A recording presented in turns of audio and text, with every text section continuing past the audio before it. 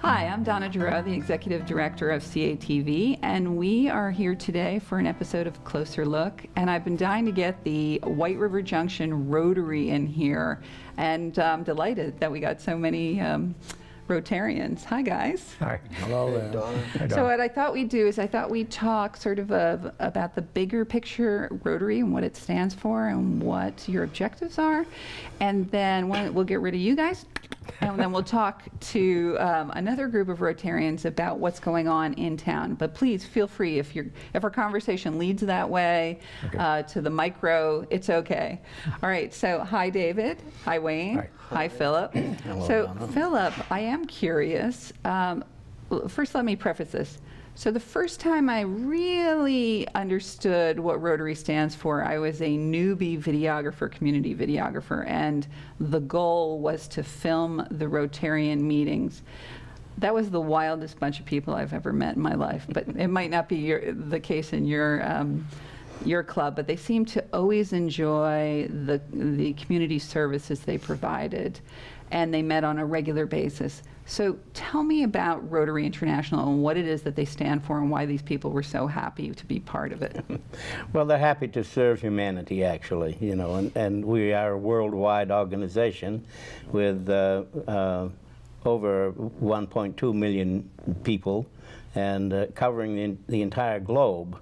And it's a possibility that any one of those other countries can get a large contribution from Rotary, the Rotary Foundation, to conduct a specific project in their community that is needed, such as water, such as hygiene, and even construction of some equipment and materials that are actually needed for their lifestyle and to improve their living. So the idea is to help everyone. It certainly is. It's really it's an international organization.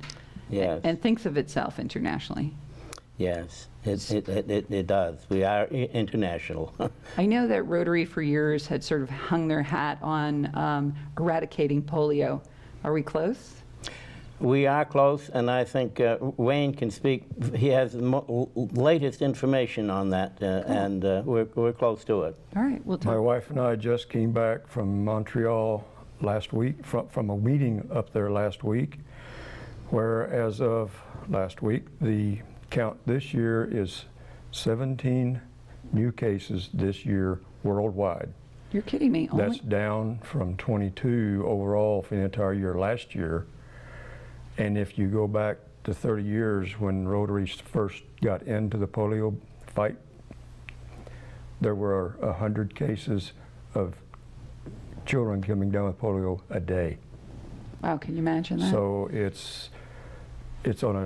started out on a fairly steep decline, and it's starting to level out. We're hoping that 17 is all there is this year. And if it is, then next year, we're shooting for 0 next year, but if not, we'll just keep fighting it. And I know, and I was reading that the polio, in other words, you have an infrastructure of going out and vaccinating against polio. And cleverly, it's expanded because you're already there doing the polio vaccination. The impression I have is you're also doing other vaccinations, so helping the world be healthier. There are other illnesses, per se, or that they're combating. I'm not really up on all of them, what they are. I know hepatitis is one that they're combating. And I know malaria. And malaria. And then one of the Phil's projects that he talked about, the clean water, if we can get the clean water into these countries, that will go a very long way about combating these other diseases. Absolutely. So it makes the fight a lot easier. Absolutely. And how do you help, like you obviously are throwing a certain amount of money, but there's energy behind. So do you find communities that don't have clean water and figure out pumping systems? I mean, how do you deal with that? They're all over the world, They're- the it's people who worldwide. don't have clean water. And there are several ways that Rotary helps them. One is to dig a well and where they are and pump the water up. Another one is to use a filtration system that is a portable filtration system where they can filter the water from the creeks and the rivers that have been shared with all the animals upstream. And so the water gets filtered through that and collected out of it, and it changes the lives of the children and the adults, of course, in reference to having pure water to drink, and their dysentery and other diseases that are waterborne are almost eliminated. So really a rock bed of international peace, if you think about it, by helping people with their hygiene. Excellent. And speaking of peace, I know that there's fellows who participate in, I think you have a peace organization that they go and learn how to be, to sort of help with negotiation and conflict management. I remember reading somewhere about that a long time ago, and it's still going on. Yes, there is actually conflict management is a course, and they have 7 universities throughout the world where students can go and get a master's degree in conflict resolution, and then they go out into the world and they use their skills to help, and we hope that that will continue to expand over the years, where people will know how to resolve conflicts and work together on it. Knock wood, right? This is so important, especially you value it when you realize that it could be in jeopardy. I know that some of those meetings are probably morning breakfast meetings, so that means you're up at 5 in the morning traveling. Every club has a different meeting agenda, and which we're trying to incorporate into our club also. We're doing everything that's possible to bring in more members. That's a good thing to talk about. And so, David, you're over here very quiet, and I thought maybe when I first went to a Rotary meeting, they did something called Happy Dollars, and they stood and sang a song. I don't know whether this is what you have going on in your meeting, and they would cajole each other with these happy dollars and sort of donate $1 and say something personal, or compete with each other about whose sports team is going to win or whose college team. And they did the 4-way test. Was it called the 4-way test? Am I wrong? Yeah, there is a 4-way test. Can you share with us what that is about? I can start it off, and then you can help me out. Is there I've actually used the 4-way test quite a bit because it's useful not just in Rotary, but in your workplace or with family members. Yes. And you just run through the 4-way test in your head. It has helped me out on numerous occasions, and it starts out with, is it the truth? I like that. That's test 1. That's test 1. Right. Well, of all the things we think, say, and do, is it the truth? Is it fair to all concerned? Will it build goodwill and better friendships?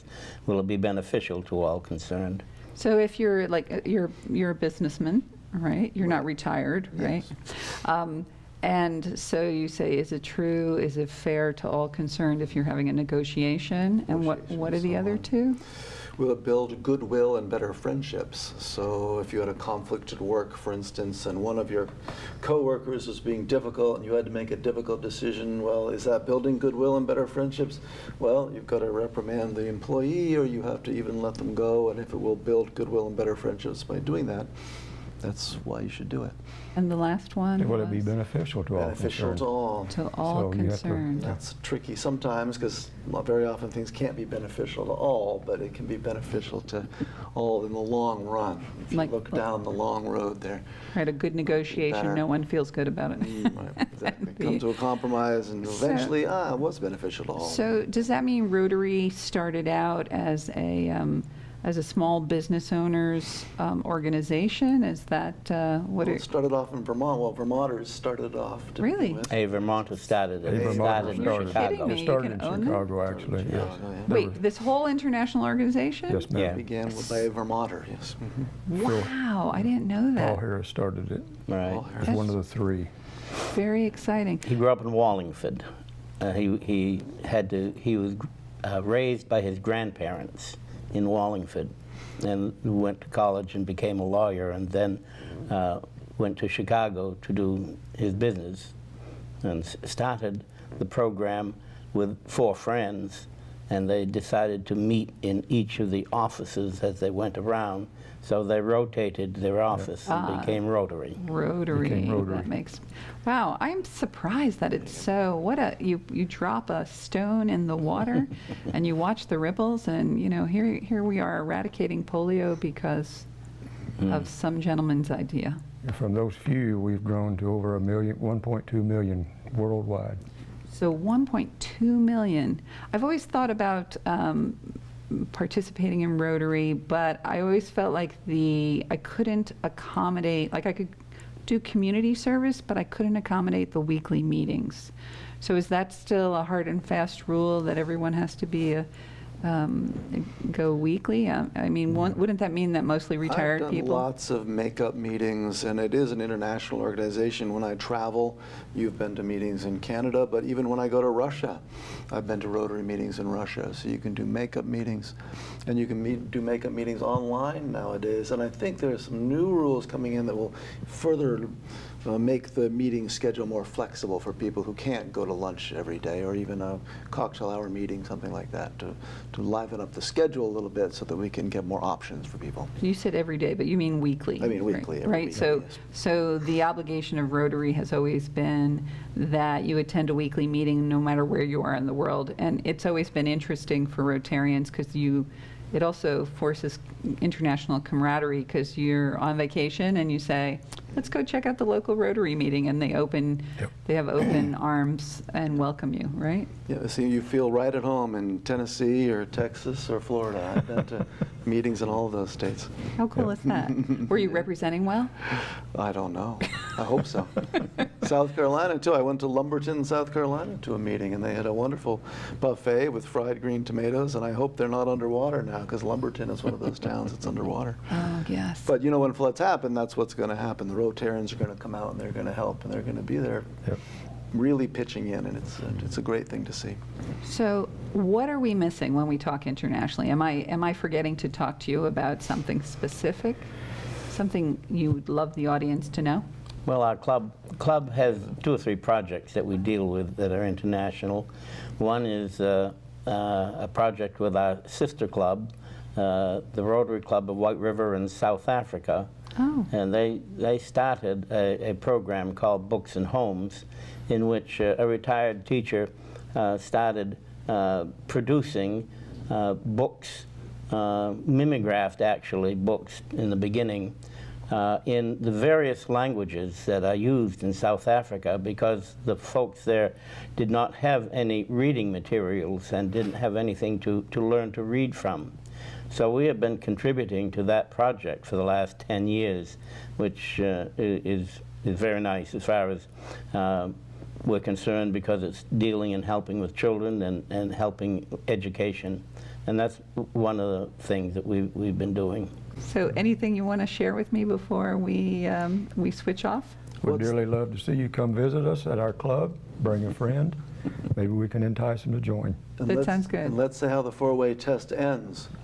Service above self. Right. Oh, I like that. Service above Well, self. that's our motto. That's our motto. That's an excellent motto. That's an excellent motto. So, so we're going to switch off and just think about service above self. All right. Thank you. Welcome back. I'm Donna Giroux, CATV, and I'm here with more of the White River Junction Rotarians. I think this is the fun group. Yes. What do you guys think? Yes, we are. Absolutely. Not that Phil and David and, oh my gosh, Wayne were not fun. Wayne's over there in the corner looking at me like, what?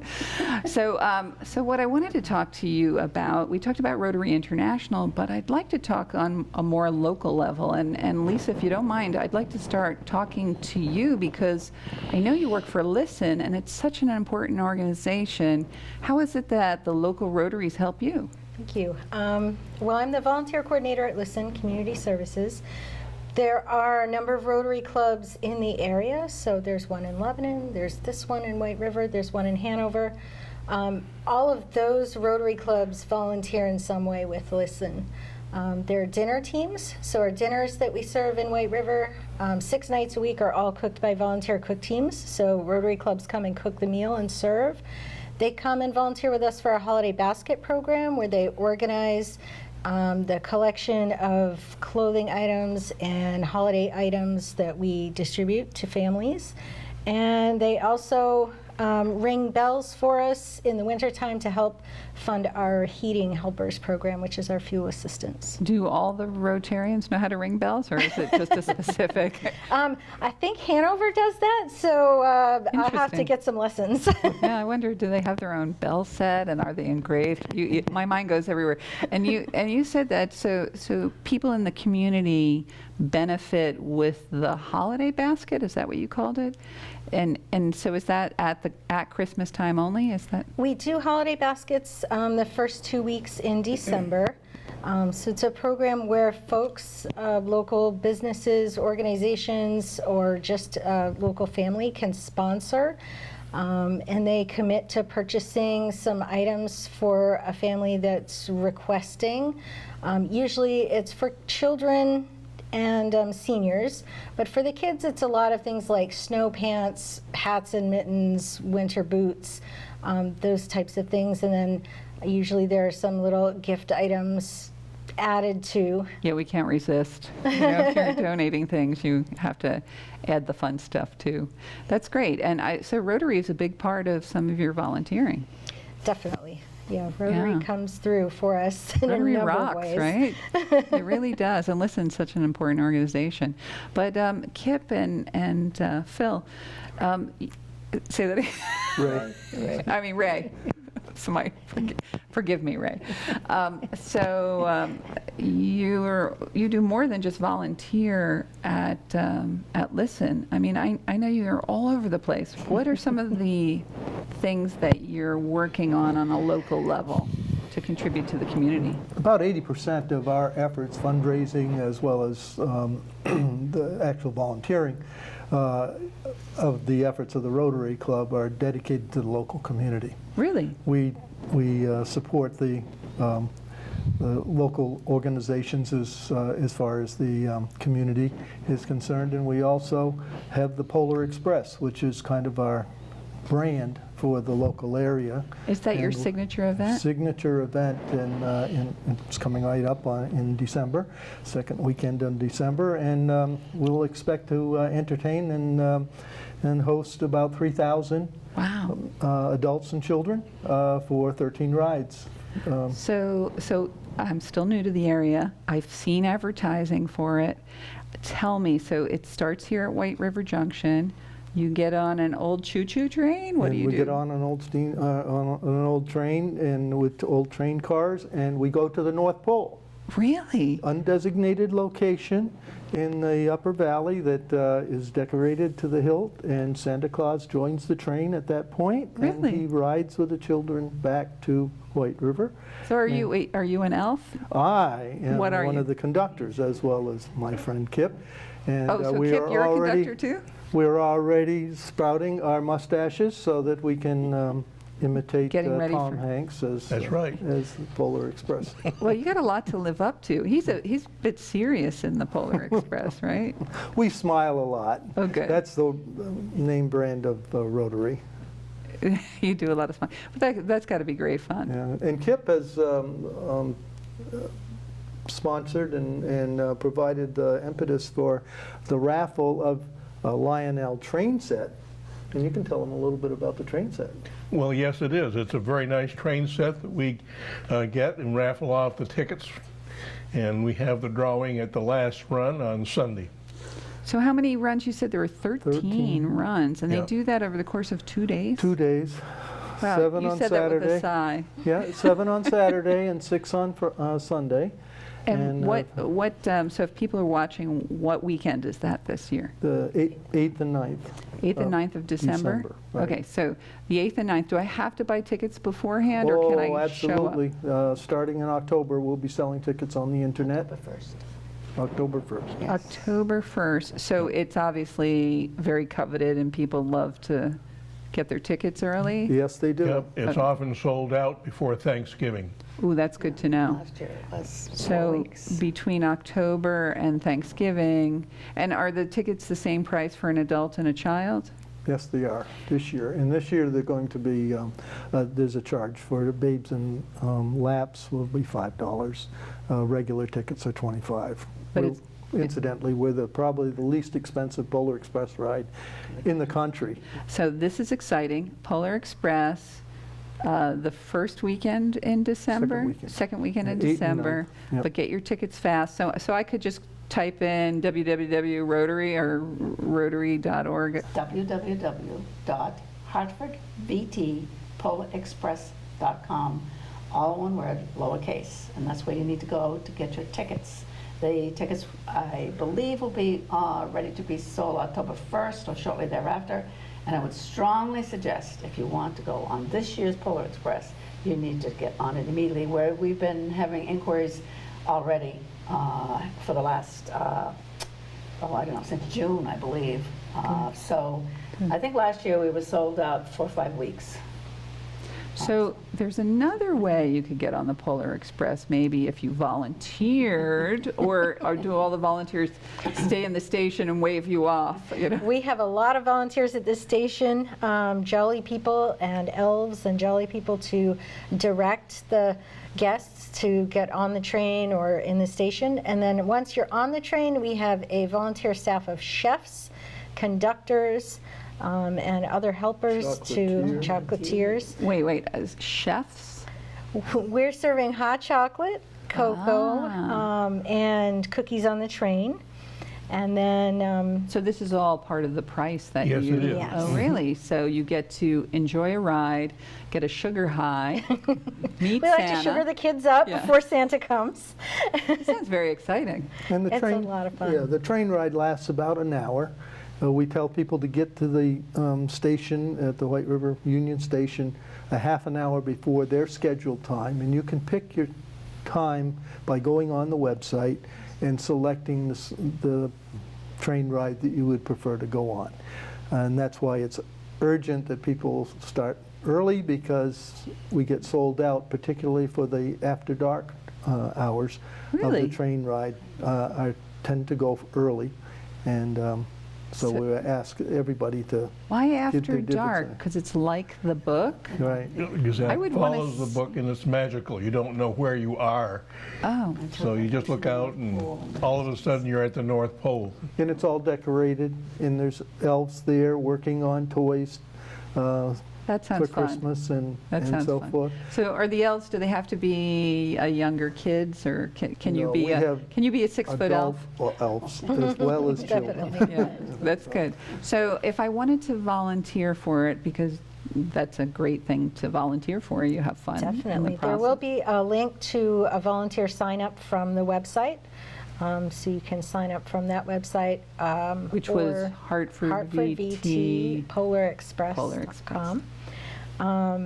And otherwise, there will be, I believe it's going to be a Google Sheet sign up this year for people to get the link. They can contact anybody at Rotary and get the link to sign up. Do you have a listing of all the different jobs, or do you just say, I want to I volunteer? coordinate the volunteers for the conductors and the chefs. Someone else coordinates the volunteers for the folks at the train station. And then the Hartford Rec Department coordinates the volunteers for the North Pole. I love when different organizations are working together. So the Parks and Rec is always, in Hartford, is always very helpful, and they're just such a great group of women and guys. Of course, of course it's October and there's still a gnat in the studio. Okay, so tell me, is there any other, I guess probably one of the most important things, you do many things. What do you do with the funds that you raise? All our funds go to service projects.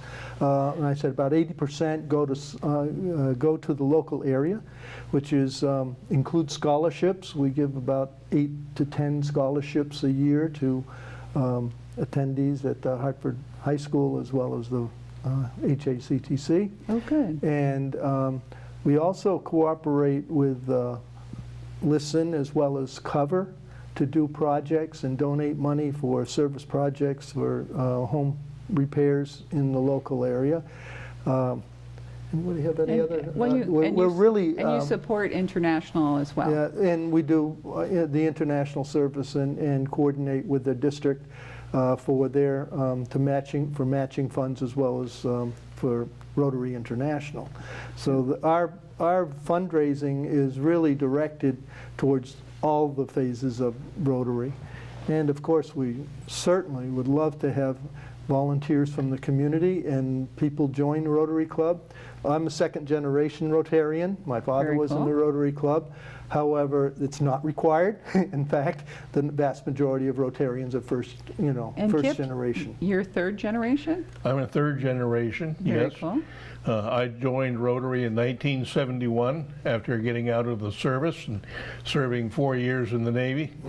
And when I joined, my grandfather was a member, my dad, my uncle Dusty Miller from Miller Auto, and Bill Miller. So the family is very service orientated, and it was a great pride for me to join the rest of my family. And we have to wrap up, but before we do, Gail, if I want to become a member, what do I do? I would suggest we have a Rotary website, which is, If I Google Rotary? if you Google White River Junction, Vermont Rotary, Okay. you'll be able to go directly there. And all the information is there on join. And you can also always contact any of the Rotarians. And because all of us pretty much work in and around the area, if anyone has any interest, they certainly can get in contact with us at any point in time. What was brought up before was your other group that spoke referred to the fact that we are in the process of doing a visioning program and planning, and there's going to be a lot of changes in the actual structure of Rotary so that we're going to become more and more flexible so that people will have an opportunity to go to a breakfast meeting, a lunch meeting, or a social gathering rather than having to be required to come to lunch every single Tuesday in the month. Excellent. Before I know we're short of time, but I do want to mention that we also, thanks to the culinary program at the Career and Technology Center, we're very fortunate that when school is in session, we're able to have lunch at the Getaway. And they provide on the second Tuesday of every month, and they provide the food for us, the lovely luncheon we have. And we recognize students of the month Oh, that are good. chosen by the departments. So we have a strong connection with the youth and with the school, and not just the high school here, but the elementary schools as well. I think that's a very strong focus of Rotary. That's I would like to get one last plug in for the local organizations who are looking for funding, nonprofit organizations. We have openings twice a year to make application. You can go through the White River Rotary website. We give mini grants, mini, M-I-N-I, of up to $1,000. Oh, that's pretty and generous, mini. We find that is a niche that many organizations are looking for small amounts of money. They can't get government funding. They Right. can't go to foundations for the type of organizations they are. So that we really encourage other organizations, Boy Scouts, Girl Scouts, other types of groups. CATV. We've assisted groups if they come with a number of students who may be traveling, that we will give, depending on our availability of funds, but we've been quite successful in funding a number of organizations who have special projects that they're looking for funding for. So just to close, I think that it sounds like you're a lot of people in the community who are having fun and doing good for others. Absolutely. Okay, and with that, I'll close another episode of A Closer Look. If you'd like to be a guest host, please. I'd rather not be the host. I prefer people in the community to host. So and just pick a topic that you're interested in taking a closer look at. Anyway, have a nice day. Thanks, guys.